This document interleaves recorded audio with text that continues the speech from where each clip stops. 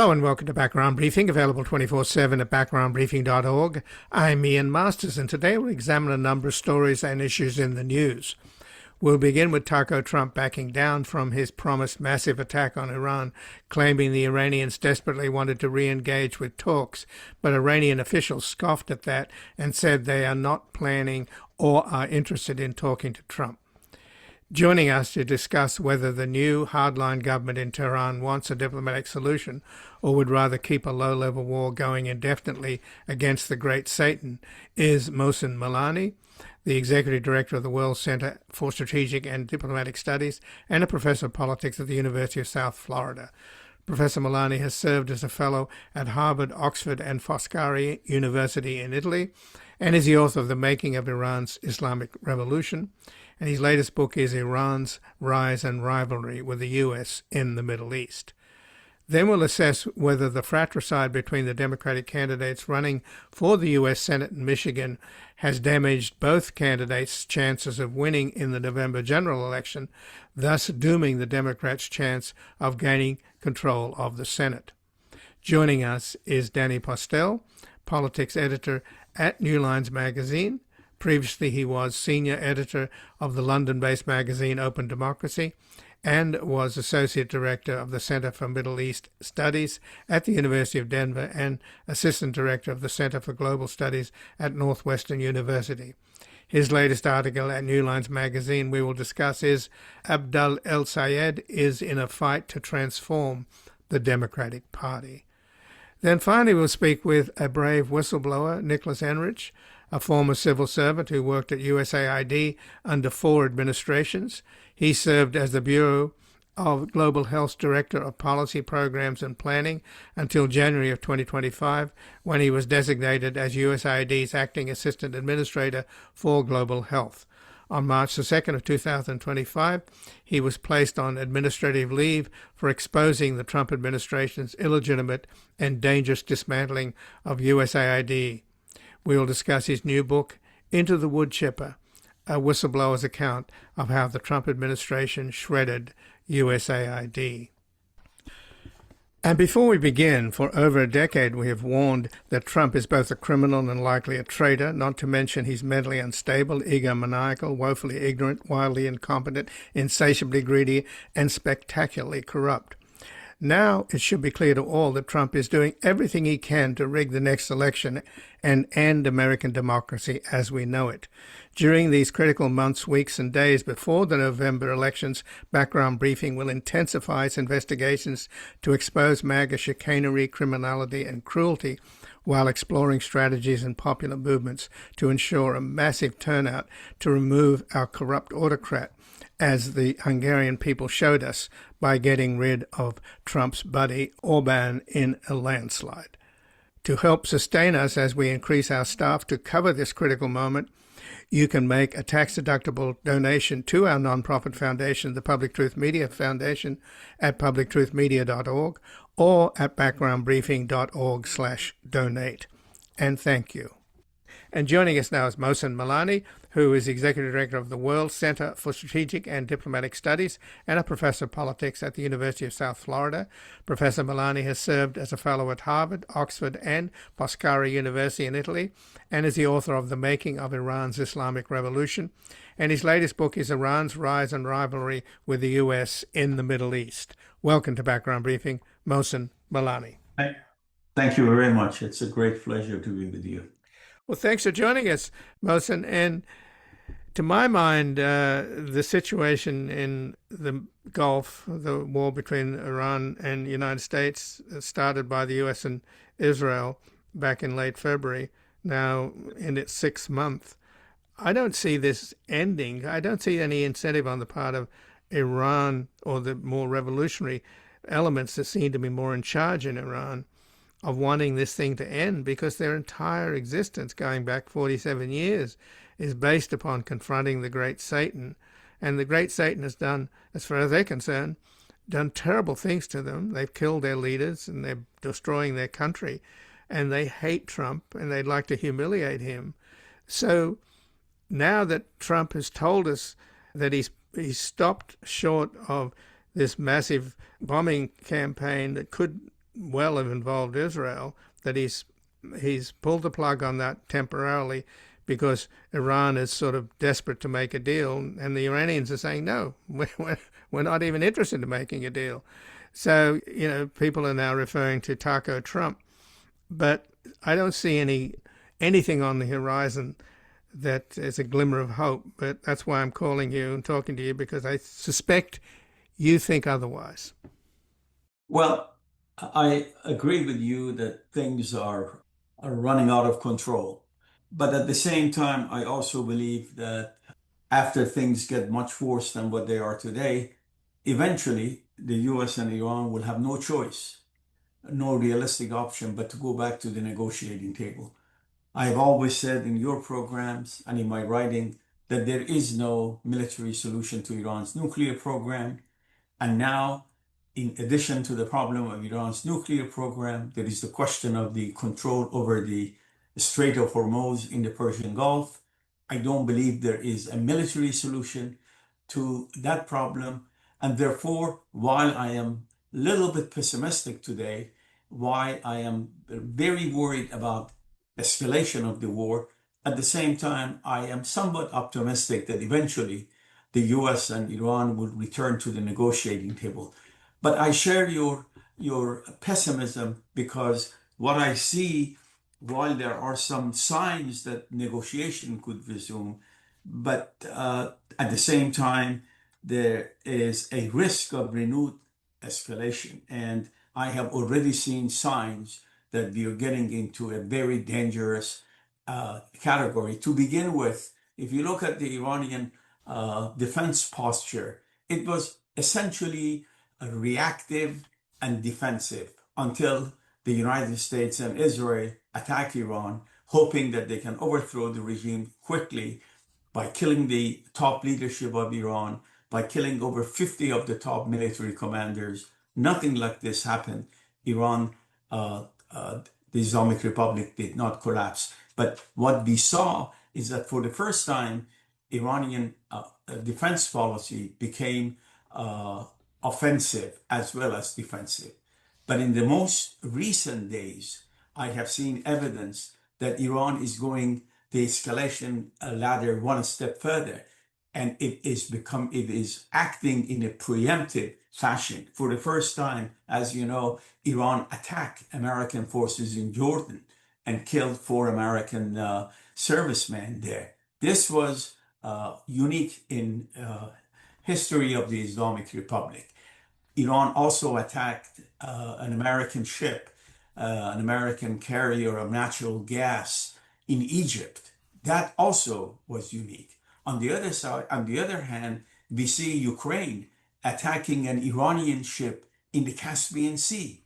Ukraine attacking an Iranian ship in the Caspian Sea. Its foreign minister said it was a mistake, but you and I know that there is very little chance that that was a mistake. It probably took place with the support of Western intelligence, and it was a deliberate provocation by Ukraine, perhaps to enlarge the theater of the war, or more likely to make a linkage between the war in Ukraine and the Persian Gulf War. Therefore, my conclusion is that I am worried about this escalation, but at the end of the day, I don't think there is going to be a military solution to this problem. Well, apparently the Saudis, including Mohammed bin Salman, the de facto leader, called up Trump and begged him not to re-engage in a full-scale war against Iran, possibly, and I think likely, with the help of the Israeli Air Force, basically making the argument that Iran's, no matter what you throw at Iran, no matter how many bombs you drop on them, they still seem to be able to fire missiles, and they've already fired a lot of missiles at Saudi Arabia and destroyed a lot of important military assets. And if they go after, as they did recently, a Iranian proxy in Iraq struck Abqaiq, the big Saudi oil refiner and distributor, probably the biggest oil installation in the world, then you get into this cycle of going after oil infrastructure, gas infrastructure, and desalinization, and the tit for tat, if assuming the US then takes out Kharg Island, the main export hub for Iranian oil, then you have a global catastrophe. So we're very close to that. So that's we're hanging by a thread for basically a global depression or recession and depression, however you want to put it, Mohsen. So Yes. that's the sword of Damocles, isn't it? I think the example you provided about Saudi Arabia uh, illustrates an important point. That is, the Iranian calculation from the very beginning of this war was that we are going to regionalize the conflict and we are going to make sure that for the first time, perhaps in history of the Middle East, about history of American involvement in the Middle East, we're going to retaliate, not just militarily, but we're going to make sure that the American consumer is paying for this war. And the only way they could do it is by closing the Strait of Hormuz, causing inflation in this country. Just look at the price of oil today and compare it with what it was 6 months ago. The Saudis are well aware of this. Remember, a few years ago, the king of Saudi Arabia uh, said that we have to go after the head of the snake. That is, we have to go after Iran. That was about 15, 20 years ago. Now, the Saudis have come a long way. They have learned the hard way that you cannot attack Iran. You cannot go and destroy Iranian infrastructure. You cannot go ahead and destroy Iranian energy infrastructure and Iran sitting idly and doing nothing. Iran can't do anything to the US, but it can do a lot to American allies in the Middle East. And Saudi Arabia knows that, and that is why Mohammed bin Salman called President Trump and asked him not to attack, because the Iranians were very, very clear. They announced it. One official announced it, that if we are attacked, here is the list of the places we are going to attack. And in that list was one or two of the major oil facilities in Saudi Arabia. Again, that is the danger I was talking about at the beginning of the program, escalation, because Iran has concluded that it cannot be passive, that it has to attack and attack for every attack that it receives from the United States. So, Mohsen, do we know? I mean, Trump's talking about negotiations that don't exist. At least he said that the Iranians are desperate to talk. That's why he delayed and postponed the attack. Now the Iranians are saying, no, we're not interested in talking. We're talking to the Omanis, but we're not going to talk to the Americans. So if there are talks, and the Pakistanis are saying that they're still trying to pull something together, they also asked for $20 billion for their services, which is pretty extraordinary. But the long and the short of it is, who are we talking with here, and are they the right people?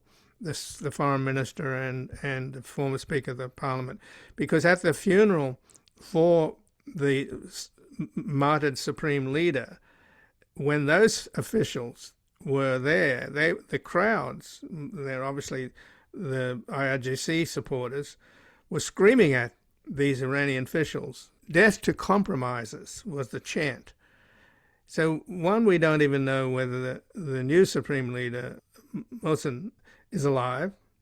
And two, do we really know who's in charge? It looks more like the IRGC is in charge than these leaders that the US is negotiating with.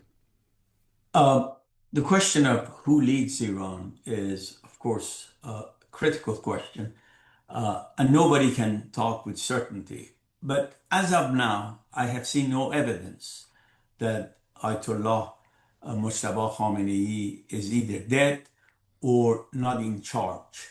Uh, every indication that I have seen shows that he is hiding out of the fear of being assassinated, but he is there and in charge. But remember one thing, it took his father about 37 years to establish his iron fist over the decision-making process. He doesn't have that kind of power at this time. What I see in Iran is, instead of a one-man show, is collective leadership. In that collective leadership, the IRGC, or the Revolutionary Guard, plays the key role. they have been empowered as a result of this war. One of the consequences, unintended consequences of this war is that unlike what President Trump was hoping for, there has not been a regime change in Iran, but there has been a change in the regime in Iran. And as a result of that change in the regime, we have a new generation of Iranian leadership that is much more assertive and much more willing to take risk than the previous generation. And the reason for it is very simple. When you go ahead and kill the head of another country's government, when you declare that we are going to destroy your civilization, implying that we could even use nuclear bomb, what do you expect other countries to do? Usually the most radical and the most assertive elements get to the top leadership. And that is unfortunately what is taking place in Iran. So there is collective leadership, but that collective leadership needs the approval of the supreme leader, Mojtaba Khamenei. But that supreme leader, Mojtaba Khamenei, certainly does not have the kind of clout, the kind of control his father had. But symbolically, and in terms of the constitutional process, he is the one who has to agree with any kind of major decision the IRGC and the collective leadership is making in Iran today. So just in the last couple of minutes then, Mohsen, this war that Netanyahu and Trump started, before this war, my understanding is that Iran in many ways was, this government was at its weakest, and it had to kill thousands of its own people to stay in power. And Trump says 50,000 were killed by the government. That obviously is an exaggeration, but it's somewhere up there. We don't know what the real figures are. But it does tell us that this government was incredibly unpopular with the people, not its core group of fanatics, but with the broader populace. Since this war, this unpopular government has become stronger and more in control. And at the end of the day, the real victims, to my mind, are the Iranian people, and that Trump and Netanyahu have actually made life worse for the Iranian people, made it less likely that they'll be free, even though they said that they were going to free them. And look what happened. I agree with your conclusion, but I would like to add a few points. You are absolutely right that Iran was at the weakest point before this war.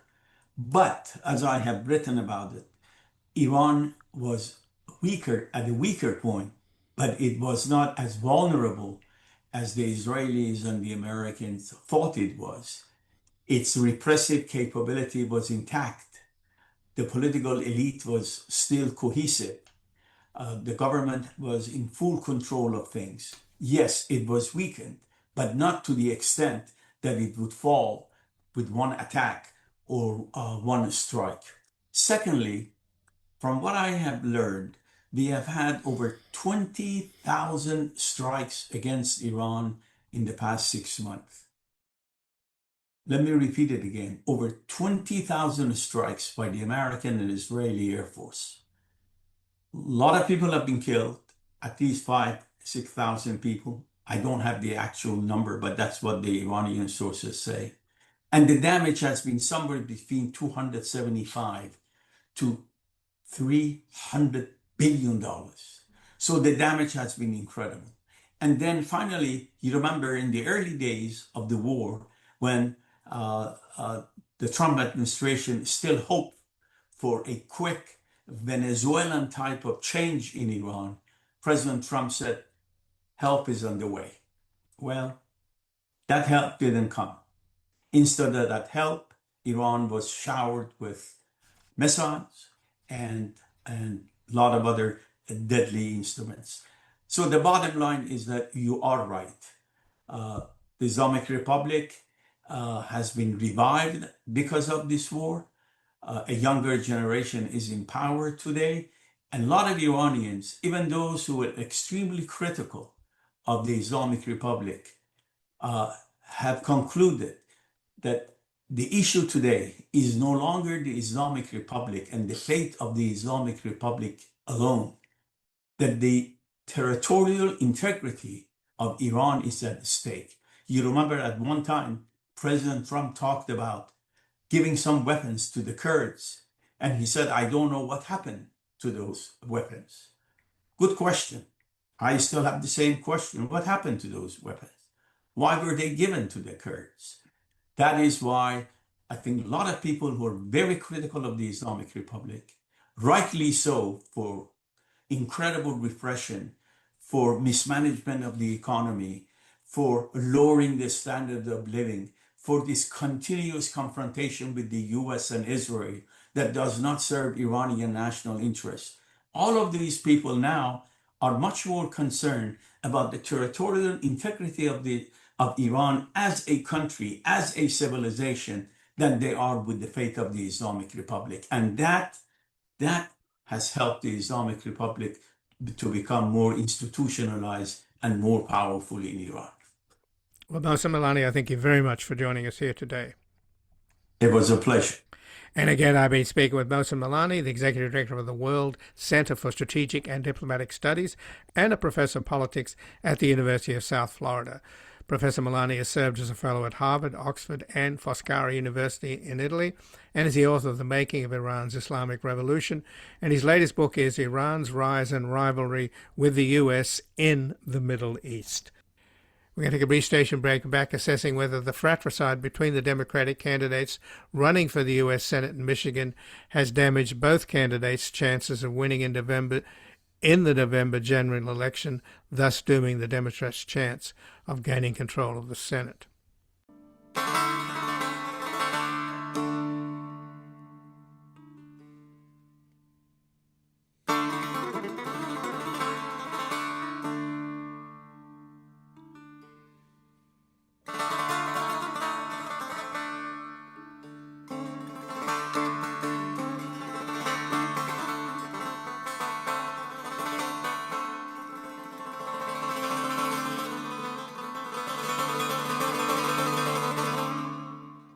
And joining us now, Danny Postel, the politics editor at New Lines magazine. Previously, he was a senior editor of the London-based magazine Open Democracy and was associate director of the Center for Middle East Studies at the University of Denver and assistant director of the Center for Global Studies at Northwestern University, where he coordinated programming at Northwestern University. His latest article at New Lines magazine is Abdul al-Sayed is in a fight to transform the Democratic Party. Welcome to Background Briefing, Danny Postel. Thanks very much for having me. Well, thanks for joining us. And since you spent some time in Michigan profiling Abdul al-Sayed and his race, do you think that the fratricide between Abdul al-Sayed and Congresswoman Stevens has reached the point where it's so toxic that whoever wins the primary is going to lose the general, and therefore the Democrats will not pick up the must-win seat in Michigan, and therefore will not pick up the Senate in November? I think it's still early to say that at this point, because we're really in the final stretch here, and in the thick of battle in the primary. Passions are running very high, and the Stevens campaign in particular has gotten very nasty and very negative against Abdul al-Sayed. And so there's a lot of bitterness, particularly among supporters of Abdul al-Sayed, about the Stevens campaign and the Democratic establishment that backs it. And vice versa. There are people on Haley Stevens' side who are feeling they have a very negative view of Abdul al-Sayed and his supporters. But we have to remember that, this is the apex of the primary season, and these are the two candidates running against each other. But when the smoke clears from the primary, there will be a reset. Now, it's only about 90 days until the general election, because this primary is so late in the calendar. We're into August already. There will be a very quick pivot to the general, and then I think you'll start seeing people who otherwise are very reluctant at this moment, when they're totally focused on the primary, on their primary opponent. I think there will be something of a recalibration. Certainly not for everyone. But some people will sit the election out or vote for a third party candidate, perhaps. But I think a lot of people who are currently very, very fixated and feeling less than squishy about the other candidate in the race, they will realize that, not only is the Republican someone who is much worse than either of the Democrats from whatever perspective, but that the entire fate of the U.S. Senate might in fact come down to this one race. And then I think you'll see people voting more strategically, more tactically. So you're talking about Mike Rogers, the Republican, who basically lives in Florida. He's got a big McMansion down there. He made a lot of money, even though he was a public servant as a congressman. He seems like an absentee landlord and very beatable. So you don't think then that the bitterness is going to last, because obviously supporters of Congresswoman Stevens probably will sit it out. That means centrist Democrats and independents. And on the other side, supporters of Abdel El-Sayed may well also not want to vote for Stevens. So you think that breach can be repaired? I think for some, it'll cut both ways. That is to say, there are some Abdul El-Sayed supporters who simply will not be able to pull the lever for a Haley Stevens come November, no matter what. And vice versa. There are some Haley Stevens voters who will not be able to support Abdul El-Sayed in the general. But I think that many will. And I talked to in my article, for my article I talked to a variety of Michiganders, some of whom are very, very passionate supporters of Abdul El-Sayed. One of them belongs to the Democratic Socialists of America, and she's quite adamant in her opposition to Haley Stevens in the primary. But she said she would vote for Stevens in the general because she's a tactical voter, and the calculus will change. And I think a lot of the fever that we're seeing right now, an understandable fever, because the distinction now, the choice that voters face is between these two very different kinds of Democrats, a steadfast progressive like Abdul El-Sayed and a real establishment centrist like Haley Stevens. That's a stark contrast, and passions are running quite high. As I said, the campaign has been very negative. I think some of the supporters of each of those two candidates will not vote for the other Democrat in the whichever one wins the primary on Tuesday, tomorrow. But a number of them will come around. But isn't it the case mostly, Danny, that in these off-year elections that are not presidential, the turnout for midterms is much, much lower? And the people that tend to vote in midterms are the more active political activists. So if that's the case, it would seem that the Abdel Sayed voters and his constituency, inspired by Bernie and AOC and others, they may be more motivated. That's just my guess. How do you see it? I think that's right. I mean, certainly when I was in Michigan last week, it was really striking to me how there definitely are supporters. You see signs up for both candidates all over the place. But when you talk to people about why they support Abdul versus people who support Haley Stevens, it's really striking how passionately people feel about Abdul. I mean, his supporters, at least the ones I spoke to, were very passionate and committed and highly motivated. I found that the state, and I've talked to people, both firsthand and secondhand about this. There's a sense that, people who support Haley Stevens are have less skin in the game. There's and her messaging is a lot less positive. It's much more negative about the dangers of Abdul El-Sayed, whereas Abdul El-Sayed has definitely drawn distinctions and is very critical of Haley Stevens and her politics, but his messaging in his campaign is much more positive. It's about Medicare for all. It's about economic justice. So I think you're probably right that the fact that this is both an off year and a midterm election, so it's not only and it's a primary, right? So primary voters are usually the most highly motivated, and then you have an off year election where there's no national presidential election. So it's really a double whammy in that sense, and I think it will probably favor Abdul just because of the motivation factor. So Haley Stevens is trying to reach out to the African American voters in Michigan. I think there's about 14% of the vote there, and she's trying to channel Obama. He's not making an endorsement. How is that working out for her? Will that be sufficient for her, do you think? Well, we'll see. It's definitely a major factor in the race. There's no doubt about that. As you say, the African American community in Michigan, it's only 13% of the state, but it is a much higher percentage of Democratic primary voters. Um, and they could, that could be a pivotal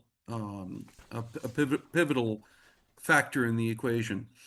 But it's not the case that, and I mean, she has been way ahead in the polls amongst black Democrats, but they're also, you have to break that down generationally. I mean, younger African Americans are Abdul El Sayed tends to do better amongst younger African Americans.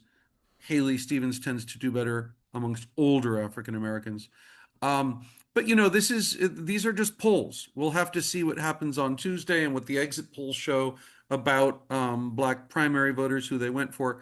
But a lot of the association with the Obama campaign, it definitely has a certain symbolic power. There's no doubt about it amongst African American voters. But I think it matters less than it used to as the temperature changes in the Democratic base.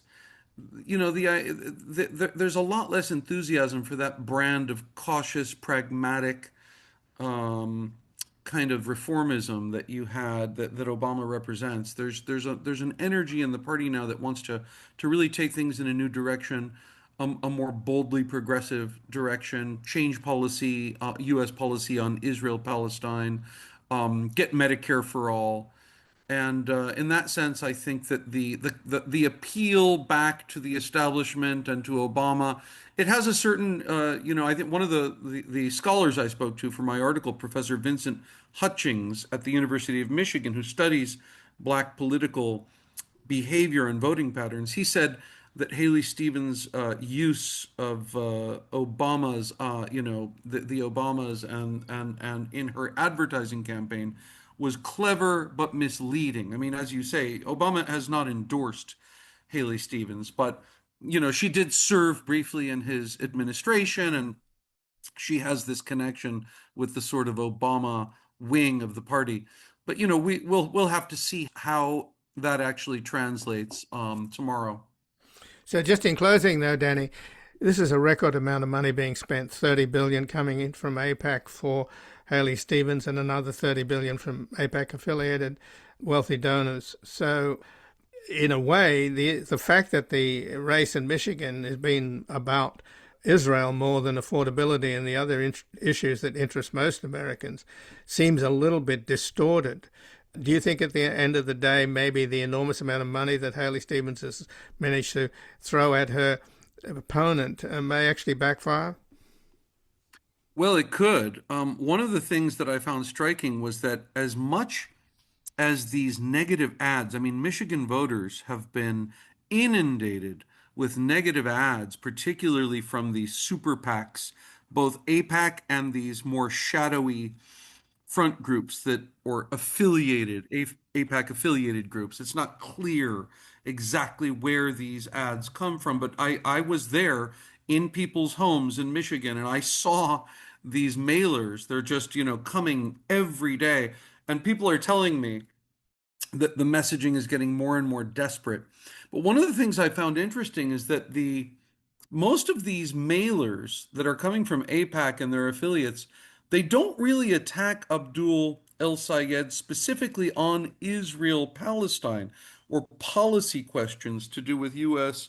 support for Israel, they try to smear him in other ways, talking about that he doesn't, he has a history of disrespecting women, or that he might be soft on anti-Semitism, or his association with the streamer Hassan Piker and things like that. And one of the activists I spoke to for my article, Don Greenspan of a group called Jews for Abdul, he pointed out that the reason his sense was that the reason these ads don't attack Abdul on the merits of the issue itself of Israel-Palestine is that that Democratic voters have shifted so dramatically on that, and Abdul's position on those issues is much more in line with where the center of gravity has shifted in Democratic opinion. So that's not a strong, that's a very weak spot for them. They're going after him on other things.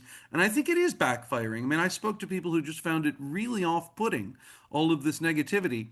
And it doesn't seem to be sticking. People who do their research, just do a little bit of Googling and poking around, find that actually all of these quotes are taken out of context. They're misrepresenting what Abdul actually believes. And it just seems like a very kind of an end game scenario of negativity. Well, Danny Postel, I thank you very much for joining us here today. Thank you, Ian. And I've been speaking with Danny Postel, who's the politics editor at New Lines magazine. Previously, he was senior editor of the London-based magazine Open Democracy and was associate director of the Center for Middle East Studies at the University of Denver and assistant director of the Center for Global Studies at Northwestern University. And his latest article at New Lines magazine is Abdel El-Sayed is in a fight to transform the Democratic Party. We're going to take a brief station break. We're back speaking to a brave whistleblower who was placed on an administrative leave for exposing the Trump administration's illegitimate and dangerous dismantling of USAID. If the lakes took the place of the sea, if the cars drove themselves way to be, opposite to the trains moving in, rivers run interstate Michigan.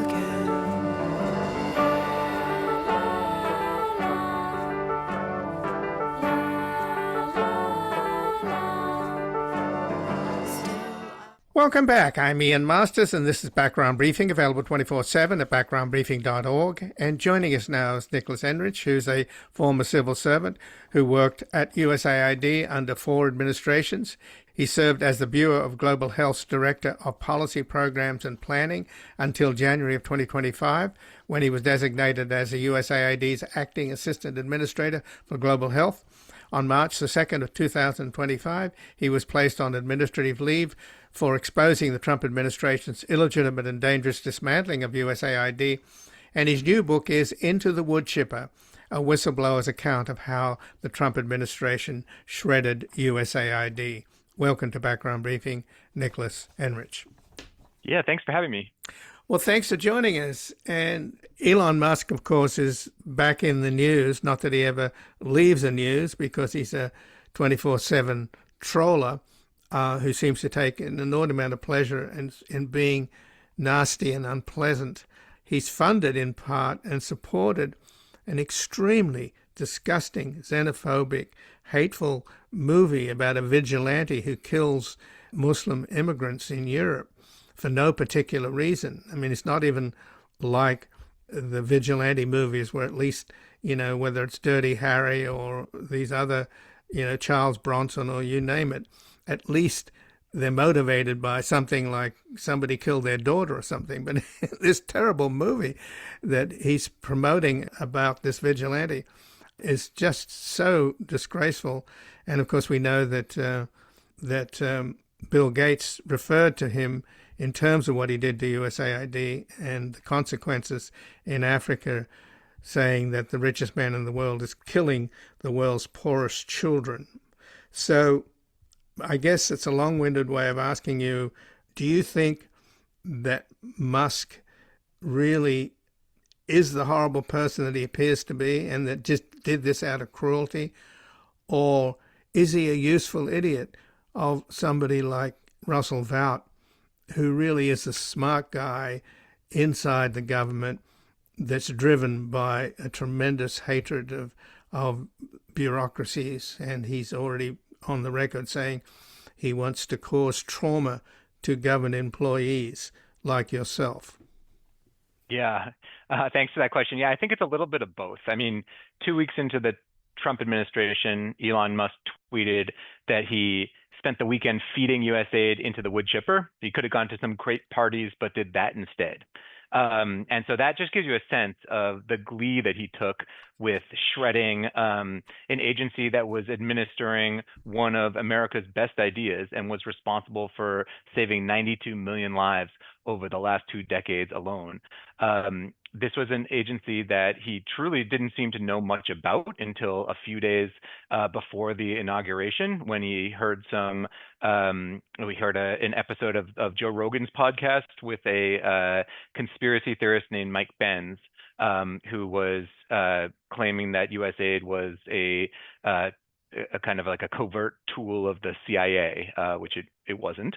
And all of a sudden, he turned his attention on USAID and the momentum of his new organization, Doge, which was intended to cut all this money from the federal budget. But USAID was one of the smaller agencies in the government, accounting for less than 1% of its budget. And he came into the agency with his Doge team of also uninformed and unqualified sycophants with the intention of destroying an agency that they truly had no idea what it even did. So when he said, Musk, that USAID was, quote, was a viper's nest of radical left Marxists who hate America, since you were a part of USAID, were you surrounded by radical left Marxists who hate America?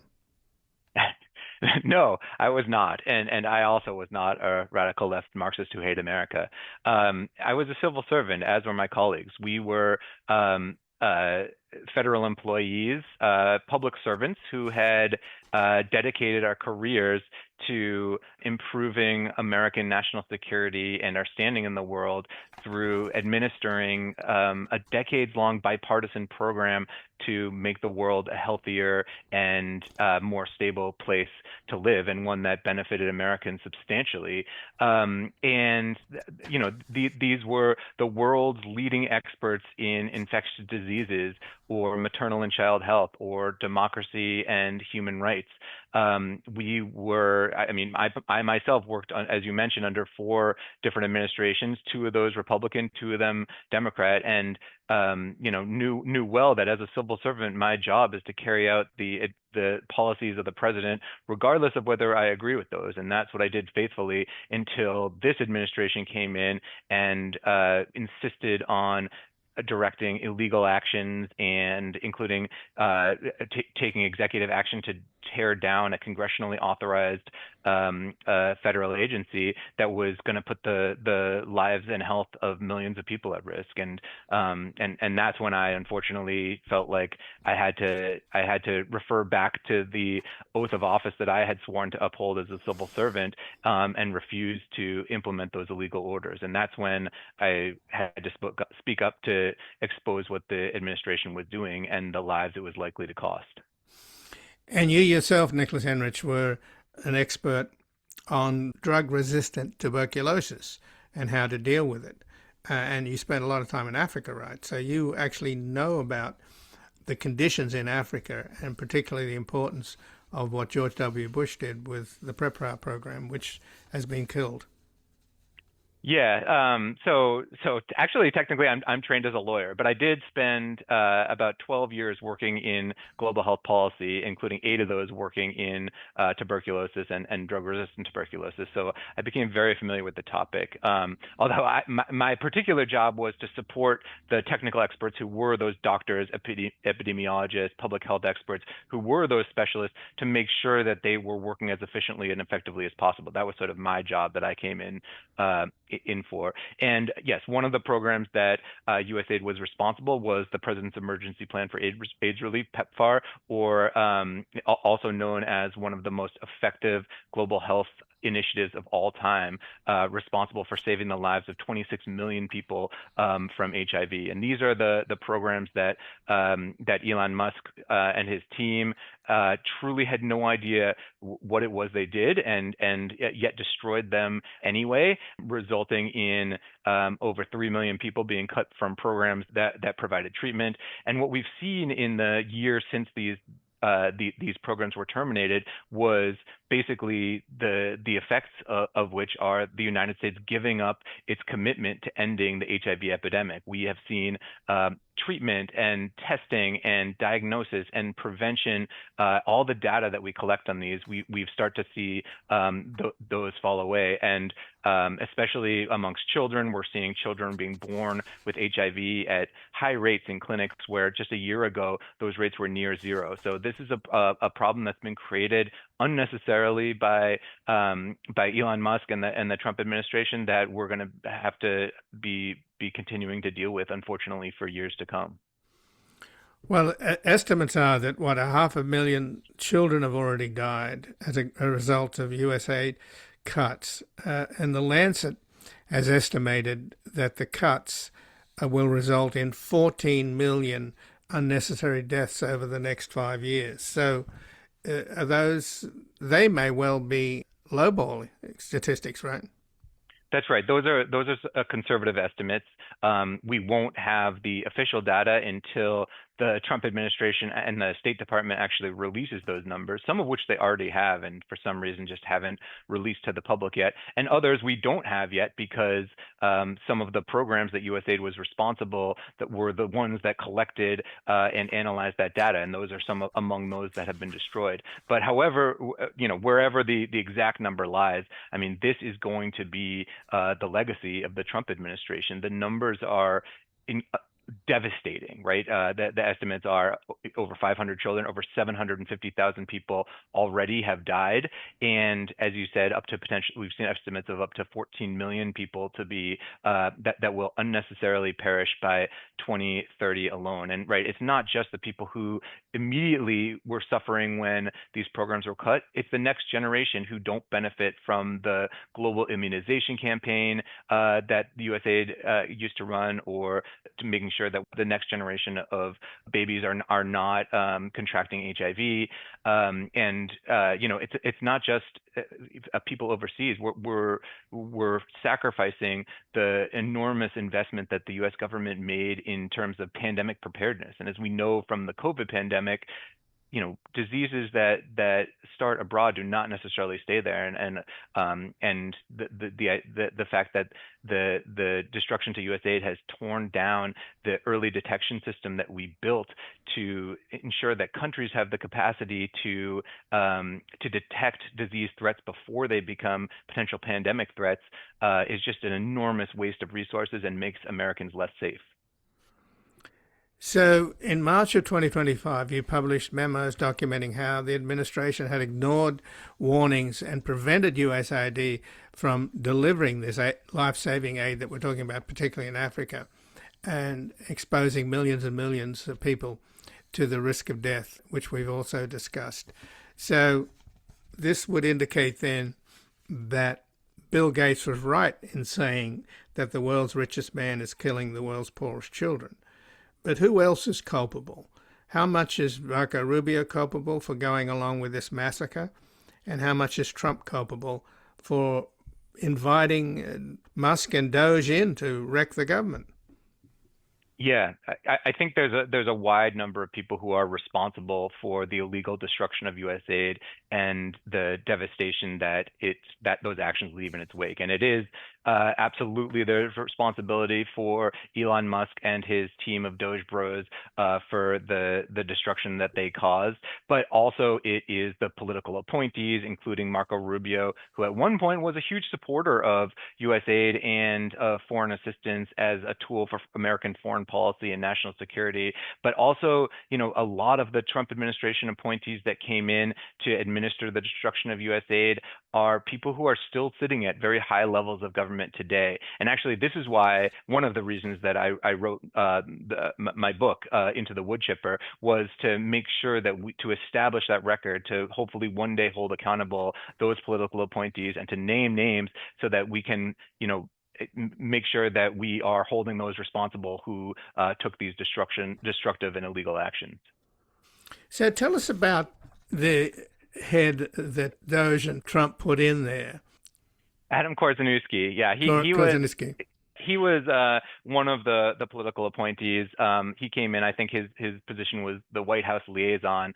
And he was just one example of one of the many, including himself, including the chief of staff, a guy named Joel Borkert, including some of the other political appointees who fall into the category of people who just not just didn't understand global health and didn't understand international development, but truly had no clue as to how government works. And frankly, these were people who weren't even good managers of people or projects. So when Doge started to tear critical elements and infrastructure apart that were necessary to save the lives of people, and these were brought to the attention of Korzenewski or Borkert or these other political appointees, they just didn't know how to fix them. And frankly, they didn't understand what their importance was either. I mean, I at one point gave a quick briefing to the head of the agency, that group of political appointees, including the folks that I've mentioned and a few others, and just gave them a high level overview of what we did in terms of pandemic preparedness, in terms of the work we do in tuberculosis and malaria and maternal and child health. And I was met with just this stunned silence by this group. And at one point, the chief of staff actually said, "Wow, I had no idea you did all this. When I thought of what USAID does in global health, I assumed it was just abortion," which was just mind-boggling to me that he was pursuing an agenda to destroy an agency whose life-saving and far-reaching work, he didn't even understand what it was. Well, this is the State Department, by the way, that just put out a map where they got all the names of the African countries wrong. Yes, yes, it is. Yes, indeed. And you described this character as being a vindictive landlord throwing a farewell party for a tenant.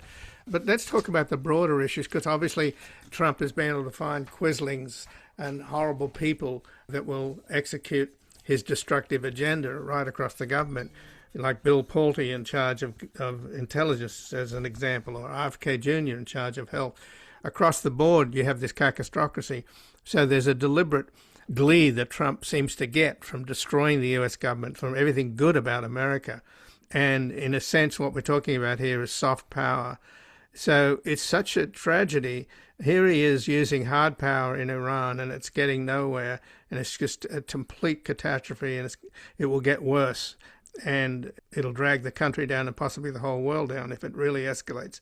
So when you talk about soft power, it was rock and roll and blue jeans that ended the Cold War with the Soviet Union more than missiles and nuclear bombs and nuclear brinkmanship. So we could go into a whole discourse on how important soft power is. And if soft power had been employed against this horrible government in Iran, I think there would have been a chance of bringing it down.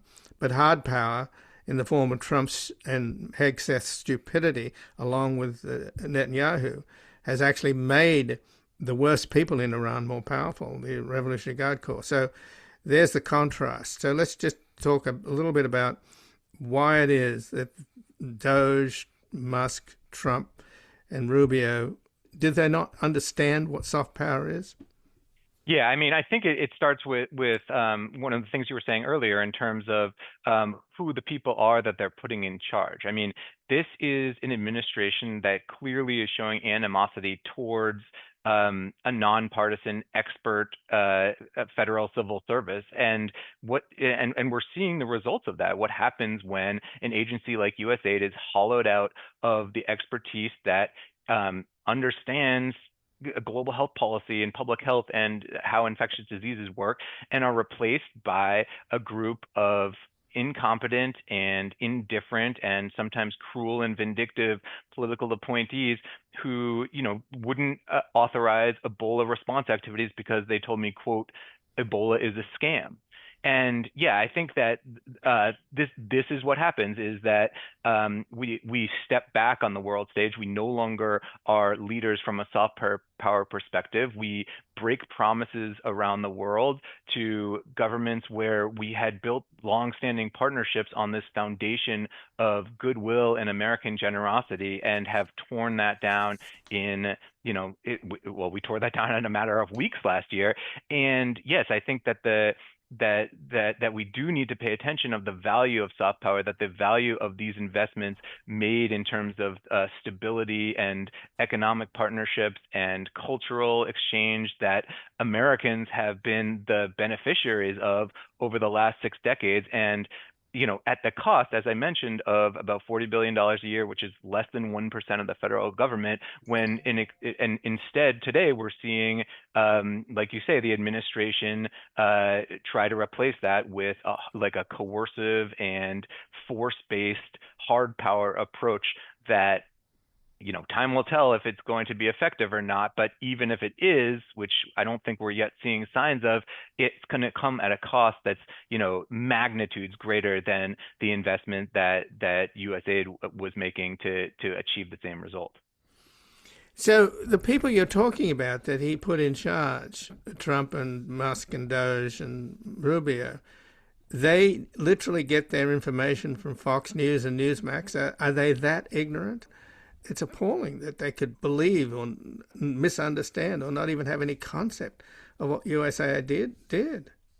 Yeah, I totally agree. I mean, I think you hear people say sometimes, "Oh, the cruelty is the point," and I don't want to, underemphasize that's often true, but I think that people do miss how much the ignorance and incompetence is also the point. I mean, these were people, as I say, who truly did not understand the agency that they were coming in to destroy. There was one just crazy situation where Doge was terminating the very contracts that we would need to do the life-saving work that remained, and they ended up terminating all these contracts by mistake, including a contract in that provided potable water to American staff that were in South Sudan, who all of a sudden had to start rationing drinking water because they weren't sure when they would get their next shipment. They accidentally terminated the lease for the building that we were working on to terminate those contracts. And maybe in the most outrageous kind of and almost funny scenario, they terminated the contract for the software system that was actually needed to terminate the contract. So this is just an example of how completely uninformed and incompetent the processes were by which they were doing things, taking their destructive actions. Well, Nicholas, I admire you and all whistleblowers. I know it's a difficult choice, and it's often a painful choice and often has really terrible consequences. But there's a shortage of bravery in this country at the moment when we have such a dangerous and reckless government. And I commend you for what you've done. Thank you so much. And thanks for sharing the story. And again, I've been speaking with Nicholas Enrich, who's a former civil servant who worked at USAID under 4 administrations. He served as the Bureau of Global Health's Director of Policy Programs and Planning until January of 2025, when he was designated as USAID's Acting Assistant Administrator for Global Health. On March the 2nd of 2025, he was placed on administrative leave for exposing the Trump administration's illegitimate and dangerous dismantling of USAID, and his new book is Into the Woodchipper, a whistleblower's account of how the Trump administration shredded USAID. And this has been Background Briefing. I'm Ian Masters, and I'd like to thank producers Graham FitzGibbon and Asher Price. And if you've missed any of today's program and would like to explore our vast archives, you can visit us at backgroundbriefing.org, where we'll include extended interviews searchable by topic and have made it easy for you to sign up for the daily email updates that provide links to resources, articles, and books discussed on the program. Also, you can find links there to subscribe wherever you get your podcasts, and we highly encourage your ratings and reviews on these platforms. You can find us on Twitter, Blue Sky, and Facebook at Ian Masters Media, and our new social media managers, Evan and Luke Susswood, are also posting highlights from the show on YouTube, TikTok, and Instagram at Ian Masters Media. So please do help us reach more listeners by sharing this program with friends, family, and colleagues. And to help us sustain this program into the future and assure it remains free to all, please take a moment to support us by going to backgroundbriefing.org/donate, where your tax-deductible donations, large and small, keep us broadcasting. And I'll be back again tomorrow with another background briefing at backgroundbriefing.org. Bye for now.